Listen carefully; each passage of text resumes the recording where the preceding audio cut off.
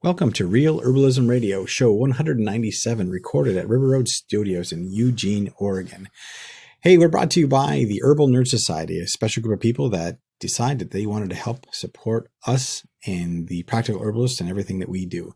So, Candace, tell us about the Herbal Nerd Society. The Herbal Nerd Society is a collection of absolutely amazing people. Not only do they support us, but we offer them some special content each month, and definitely a big thank you each month. Mm-hmm. We do have a little bit of a surprise that might jar you. If you're not already a Herbal Nerd Society member, now might be the best time to jump in and do that. Mm-hmm. Yeah, definitely. For our Herbal Nerd Society members, the price of the monthly is going to go up. I'm sorry to say our bills have definitely increased. So we need to be able to continue doing the work that we do. And your sponsorship helps us pay those bills. And we try to offer a little extra as an extra thank you, not just that warm, fuzzy feeling of helping the podcast and the website and the, books to continue to go out. But, that does have a cost, and we really are grateful for that. But we are going to have to ask for a little bit more so we can cover it. Yeah. So if you're not already a member, you might want to get in on it before the price goes up. For folks who have been members or are longstanding continuous members, your prices will stay the same. Yep. So you'll be grandfathered in just as you are. New folks, get in now because it's awesome. It's a great place to be. Yeah, definitely. Well, we also had a thank you this summer. We did a book giveaway for people that joined the Herbal Nerd Society. We took a drawing from the new group, and then we took a drawing from existing Herbal Nerd Society members. And we're able to send out 2 copies, free copies of Maria Noel Grove's book, Grow Your Own Herbal Remedies. And that was a fun book. So, there are advantages.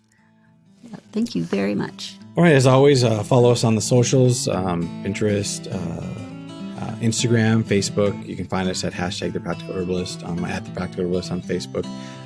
Joining the conversations. If you have something to say, I'd love to hear it. Share your photos. And reviews.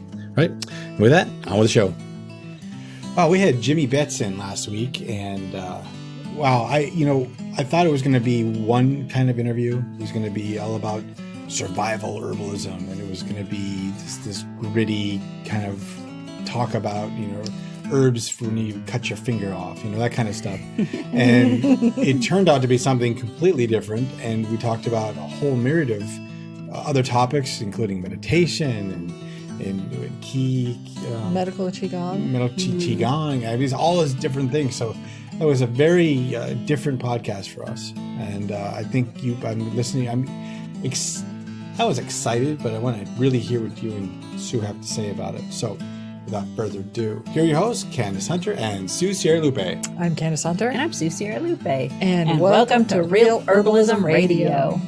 Yeah, it was funny, Sue. When you said that we were having Jimmy on, you were like, what all you told me was he does TMC and first aid.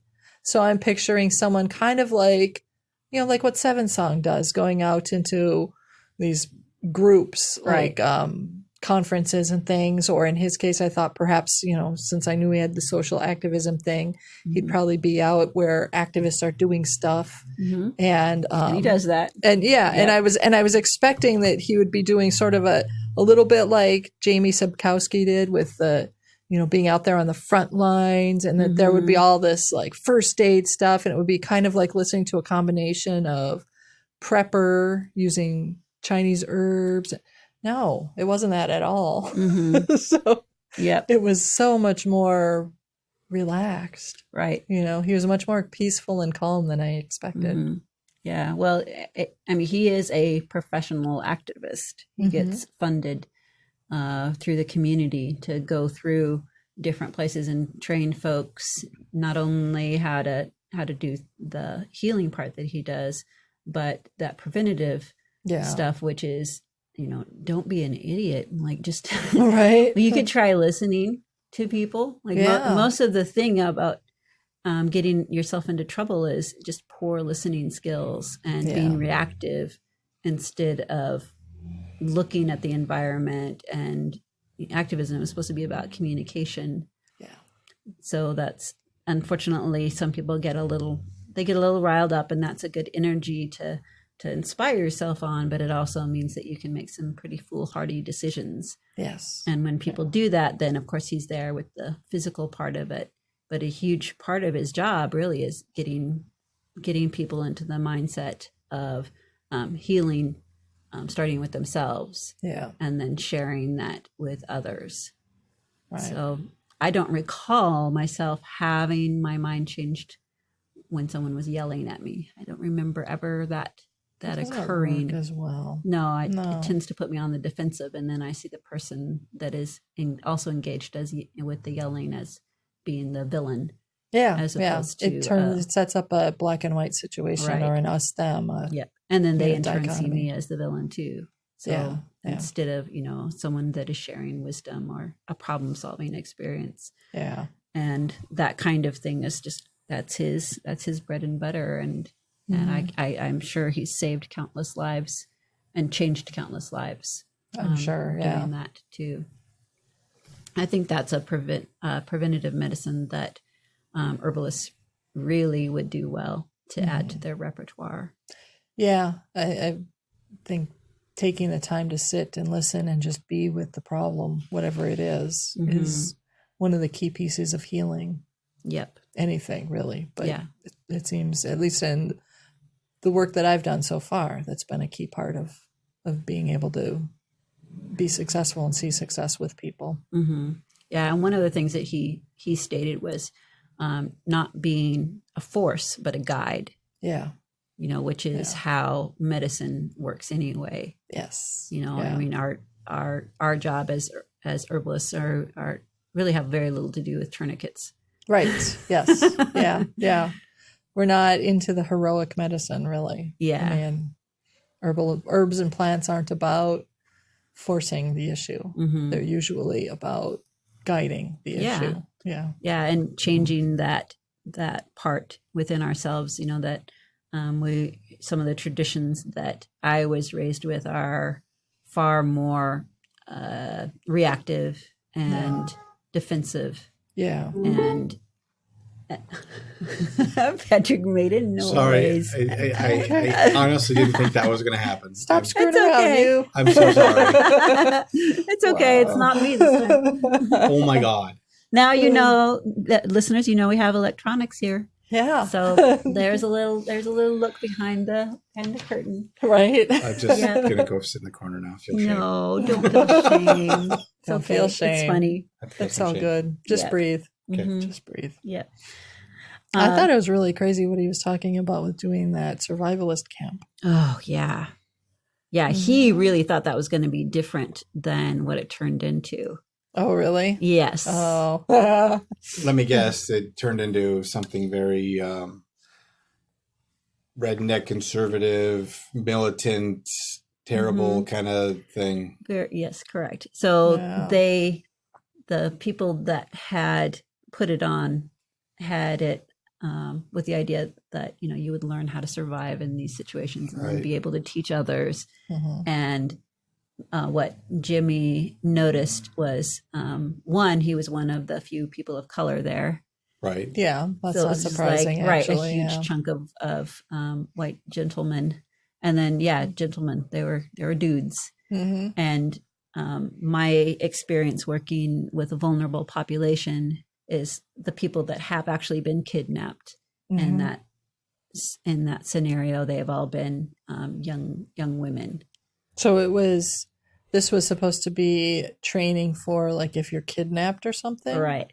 There was a lot of that, and how to survive. Wow. Like, there was several weeks of it, how to survive in the wilderness. And, like we had said in the show, that they started them with a tarp and, how to make fire and all that kind of stuff. And then they kept taking away different pieces of that. So now you don't get a tarp now. So you have to make your own shelter. And now here's our fire skills, you're going to have to use that because we're taking away your matches and different things like that. And he had said, and he didn't mention this on the show, but the people, when they started off, they had their different camping things that they started with. They had, like, I believe he had a tent, sleeping bag, all that. And there were people that they totally glam camped it. They had an elevated tent. They had the propane. It was gorgeous, and boy, that was quite a variation for them. Yeah, because that was all taken away, and then in the end, they just had a knife. Right. So okay, go out and survive for a while with this knife. Wow. That sounds far more intense than I want to experience myself. Yeah. From glamping to Rambo. Yes. Yeah. Yep. Jeez. That's a heck of an experience. Yeah. Yeah, and the thing is, you paid for that. And you paid for the privilege. Right. Yeah. Exactly. Yeah. So he found it interesting to be exposed to that population as well. Yeah. And hearing some of the concerns that people have on that end. And there was a lot of defensiveness that he noticed that I'm sure our listeners are not very surprised to hear about. A lot of preparation for things that none of us want to actually experience. Right. But he felt that the reality is that the people that really needed those skills weren't there. No. Yeah. Those wouldn't be the people that would be likely to be kidnapped if that's what the real focus was supposed to be. Or even if society crumbles or something happens, where whatever. I mean, it's where society changes. I think that's where they're. Yeah. Yep. And society is changing. Living rough in an urban environment is exactly what the unhoused population do, and there are more unhoused now than there have been before. I believe there was a over 32% increase in unhoused in Lane County, which is where we're broadcasting from, from 2018 to the 2019 survey. Yeah. So that's happening now, and that's living rough. Well, and we know that a goodly portion of that did come out of forest fires in other states and other regions. Yep, and crumbling economic infrastructure. Yeah. Mm-hmm. Yeah. Yep. So that's pretty tough. Many of the people that I talk to, they have incomes, they have jobs, they have incomes. They just can't get into a house. Yeah, that's the irony of this particular county and this state, perhaps, is that our cost of living, overall groceries and that sort of thing, is not horribly high, but our housing is horribly expensive, and our incomes are ridiculously low. Mm-hmm. So it doesn't make a lot of sense when you look at it. It's not logical the way that we structure it. I economics. Can't recommend any of my family to move here. No, because they have more than they need where they're at, because their dollar goes farther because of their housing and their home. Mm-hmm. If they sell everything there, even if they moved here, they wouldn't have enough to get into a home. Right.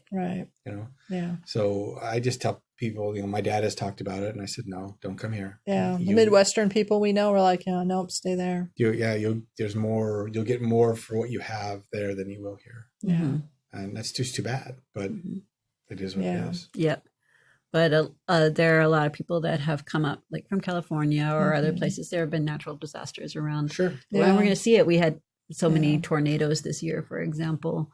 We'll see more people migrating, coming to live with family and couch surfing there supposedly for a while, and then it turns longer and longer. Yeah. So it's kind of rough. Yeah. It's kind of rough. Yeah. I mean, the average home in Oregon, median home, is $320,000. The average income is $45,000 for the state of Oregon. Yeah, it's dropped over the last 5 or 6 years. So we make less money, but the houses cost way more. Right. Yeah. It's nonsensical. Yeah. Doesn't make sense. I mean, it makes sense in that I understand some of the precipitating factors for the ridiculous prices on housing, but it's not healthy for the community. No, it's not. And there's no controls for that. We don't have rent control here. Yeah. Well, I only know because I keep track of it in Minnesota. Mm-hmm. Maybe sometime I'll move back. I don't know, but I keep track of it. So the same study, the same thing is Minnesota. The median income is $55,000. Higher than here. And then the average median home price is $200,000. Yeah. Mm-hmm. So significantly. Yeah. Not only are you making more money, but the house is $120,000 less. Right. Yeah. Right. Well, and part of that is because there aren't a lot of wealthy people that thought, Minnesota is a great place to go buy some land and some houses, and we'll just settle there. And then rent them out. Yeah. For an arm and a leg. Whereas that's exactly what's happened here, is that we have two neighboring states that have some very wealthy people that felt it would be nice to relocate to a smaller community or a place that's a little less wildfire prone or a little more damp, less dry, and you can even get a nice place near the coast. And and we also have a small collection of rental companies that own a huge population of the apartments and then houses that are for rent, and they are just ripping people off left and right, and there is no recompense for that. A surprising number of those owners of those rental companies are not local. Oh yeah, even to potentially our country. They don't. They don't live here, and they don't care. Yeah, yeah. The double-edged sword with. I know we've gone off on a tangent, but the double-edged sword, I think, too, here is like, you like the idea that there's this urban growth boundary. But on the flip side of that, no more land's being inside that urban growth boundary. So once the home is there, it doesn't get tore down or whatever. And so the houses that come in to replace it are massive multi-dwelling homes in a small residential area. Yeah, it's frustrating when you're living in a place where the whole neighborhood is all single-story houses with maybe your one or two oddball 2 stories that are not that horrible, and then suddenly a high-rise goes in, and what privacy you had in the city is gone. People see right into your windows, and your houses, all the little 1-story houses are tiny. I mean, we're not talking about large houses where there's there's no basements. So you're going to live with your curtains closed all the time? That's wrong. A friend of ours in Portland, they bought a place. It was really, they liked it, but one of those high condensed things right in their little pocket of neighborhood. They, like, no one knew this was coming in. But that's the only way they can do it now is they can't build out. They have to build up. Right? So on the flip side of that, Minnesota doesn't have those urban growth boundaries. No. So that's why it takes an hour to cross Minneapolis-St. Paul. Or more, depending. With no traffic. And that was 10 years ago, 15 years ago. Now, I'm sure to go from, the north end to the south end, it's probably 90 minutes.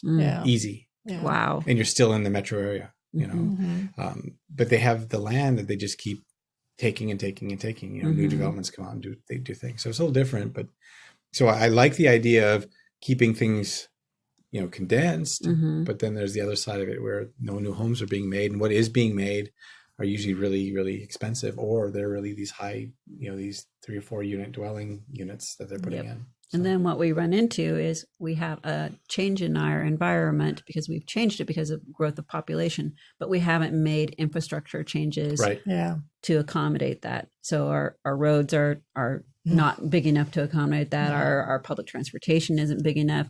We don't have, there are so many homes in my neighborhood that are empty. They're just empty. Yeah. That makes no sense. Well, people can't afford to buy them. Right. Yeah. Nobody can afford to buy them. And so they just stand empty. Meanwhile, they put up high density housing, around the corner or down the block that they will eventually charge exorbitant rent prices for, instead of, doing something to reduce the overall cost of housing so that people can afford to actually live in the community. Well, what they keep doing in Eugene, I don't know about other parts, is they'll come to, the developers will come to city council and they'll say, hey, we want to build this low income housing. That's the thing they say. They say over and over and over again. That's their keyword to get them in. They build it up and they're like, but don't charge us, or we don't want to have to pay taxes for that. I'm like, oh, okay, great. So they low income. Low income. That's what we need. And then they actually build and say, oh, dun dun dun dun. Actually, it's high income. So for some of these apartments that were supposed to be low income, people are paying what I'm paying for mortgage on my 5-bedroom house. Yeah. And it's a 1-bedroom apartment. Yes. Yep. And that's what they consider a low income. But they're no one holds them. No one holds their feet to the fire. Exactly. Yeah, no one. There's no accountability. No one takes them to task and says, "Okay, this is what you said you were doing. Yeah, now it's built. You owe us taxes." Yeah. But that doesn't happen. So, and that's starting to happen in Springfield. And that's a problem with the local government not enforcing. They'll enforce all these other things, but it's like that's the kind of stuff that drastically changes the city. Yep. Yeah. It's the big stuff that matters. Yeah. They're really easy about enforcing whether or not you have a grease trap or, this or that or the other for the city code. But boy, you talk about that, they don't mess with that. It's like, what the hell? Yeah. Things that actually influence our daily life in a big way. And it just, well, whatever. Right. Yeah. So how did we even get there? Oh, that survivalist stuff. Right. In the end of the world and end society as we know it. Right. Yep. Well, there's entropy, and we always have to put energy into stopping entropy. If you don't put energy into something, it will crumble. That's basic physics, and that applies to society as well. So you have to be willing to keep putting energy into something and supporting it. Otherwise, you're going to have crumbling. And what I know about working in construction with, my partners, Sierra Lupe Construction, is you go in. Was that a shameless plug? That was a shameless plug. Shameless plug. All right. He'll go in and someone says, "Oh, I just need this issue patched," and then there's what is called wolves in the walls.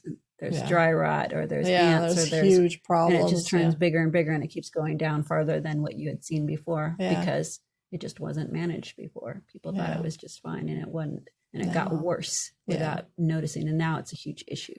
And that's what I think we've got in our society right now is we've got things that can be fixed, but you have to be willing to deal with the big issue instead of just the little, let's just arrest. Stop band-aiding things. Fix some of those policies.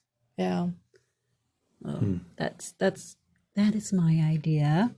And that as a preventative, there's preventative measures that we have to have for that as a society. And then, it goes back to ourselves. Are we alert? Are we noticing? Are we educating ourselves about how the buildings work around us, about the vehicles that we drive? It's all interconnected. Yeah. Yeah.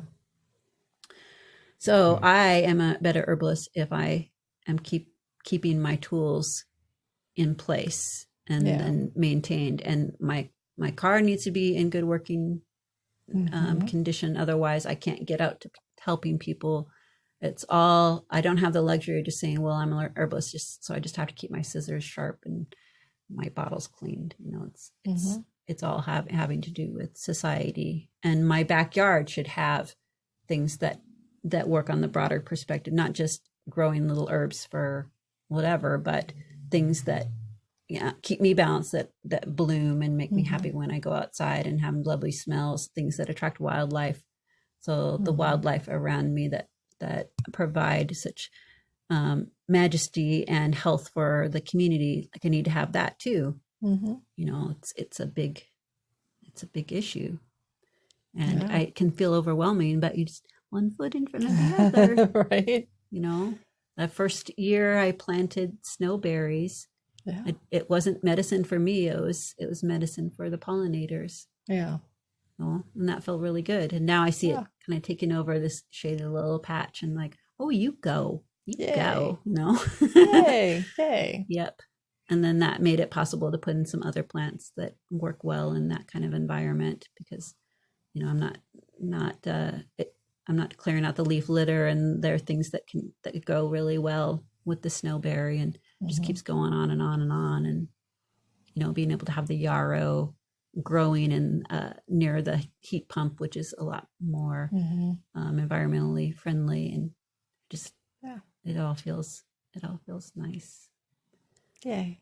Oh, and the heat pump, when it blows out air, it blows it right past the yarrow. So when you go by it actually smells nice. That's a side tip. Side tip. If you want to have your yard aromatic, put aromatic plants by the exhaust of your heat pump. Yes. So the little leaves are waving to me, and they smell nice. Oh, it's very cute. Yep. Yeah. So do you have herbs in your yard or in your house? Because you grow things internally too that you feel are good grounding, preventative, like spiritual medicine for you.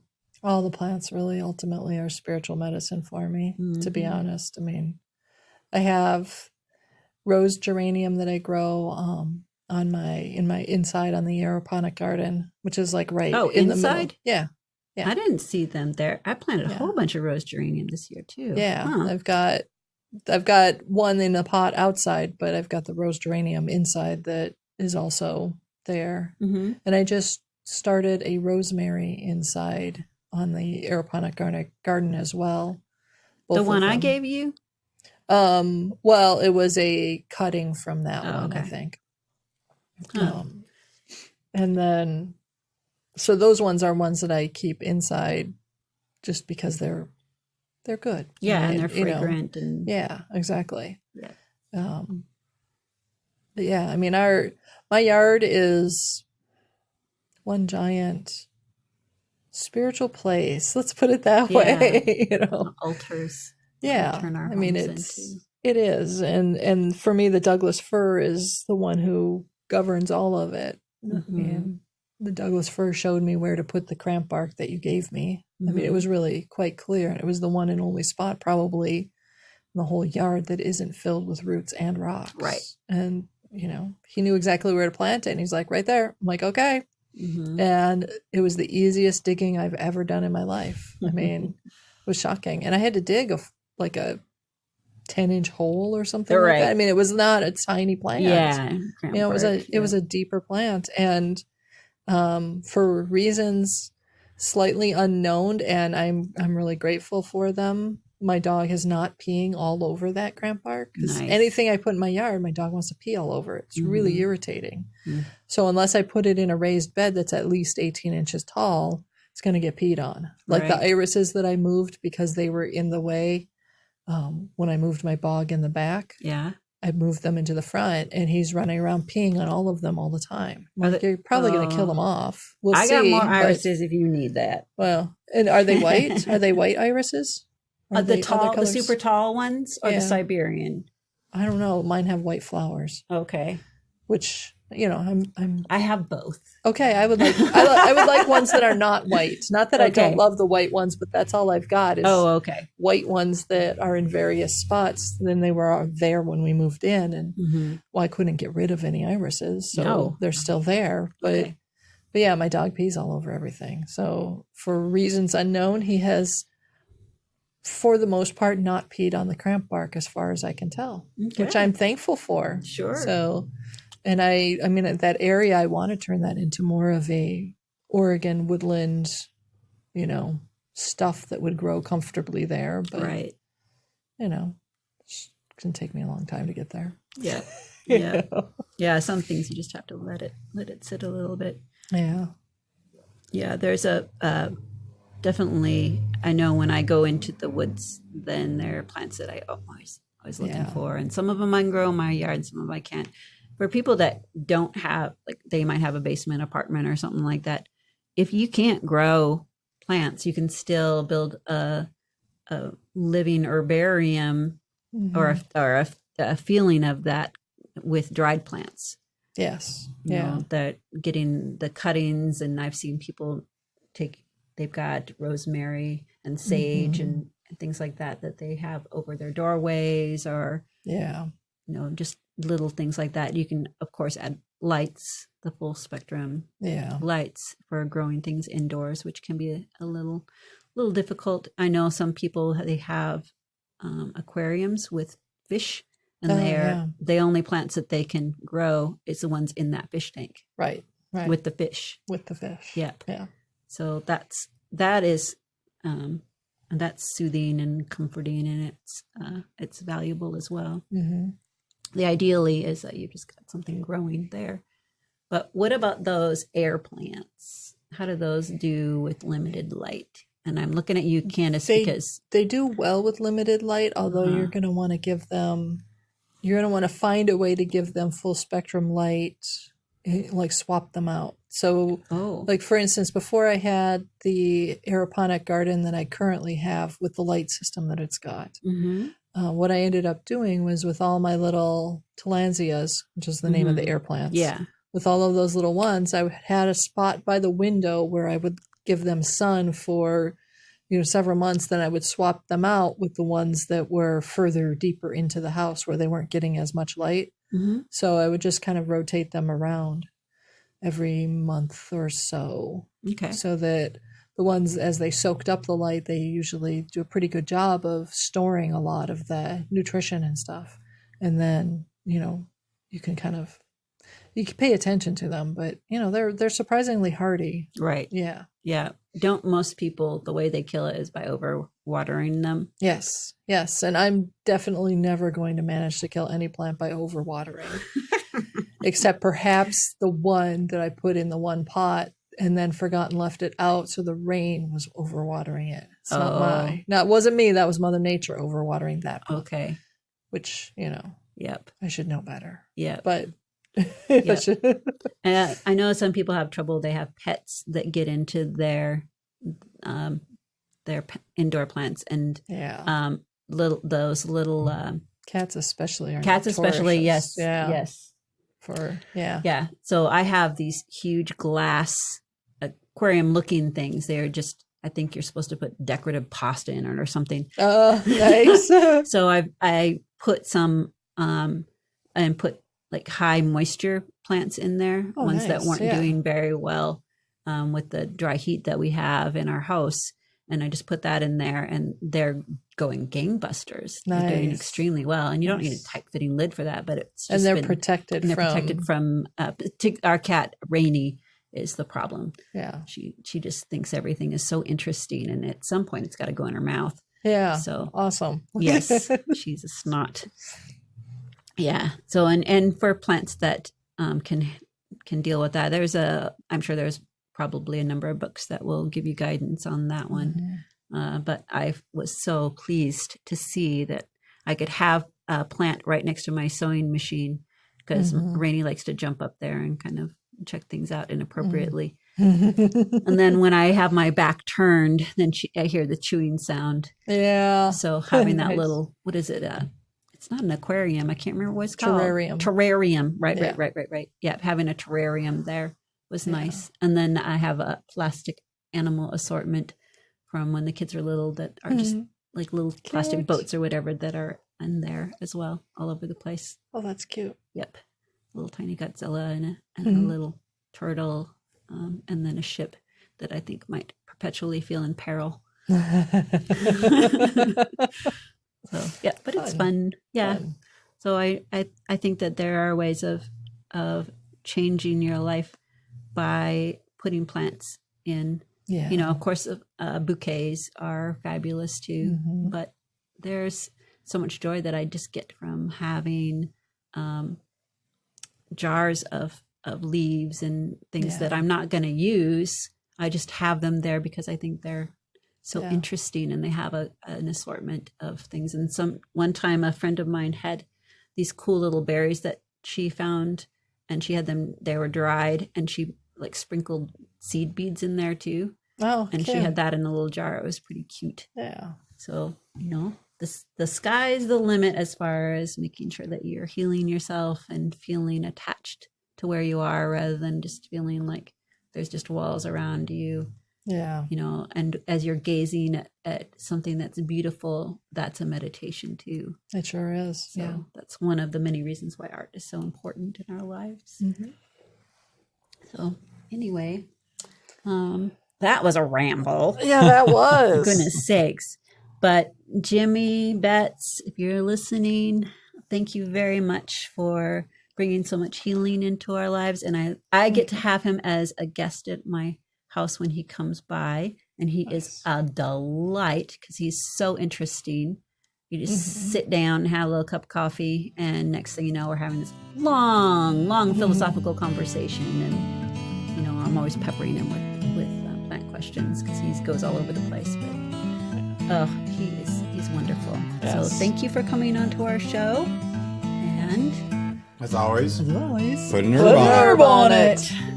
The statements made about herbs and products on this podcast have not been evaluated by the United States Food and Drug Administration, FDA, and are not intended to diagnose, treat, cure, or prevent disease. All information provided on this podcast or any affiliated websites is for informational purposes only and is not intended as a substitute for advice from your physician or other healthcare professional. You should not use the information on this podcast and its affiliated websites for a diagnosis or treatment of any health problem. Always consult with a healthcare professional before starting any new vitamins, supplements, diet, or exercise program before taking any medication, or if you have or suspect you might have a health problem. Any testimonials, questions, or case studies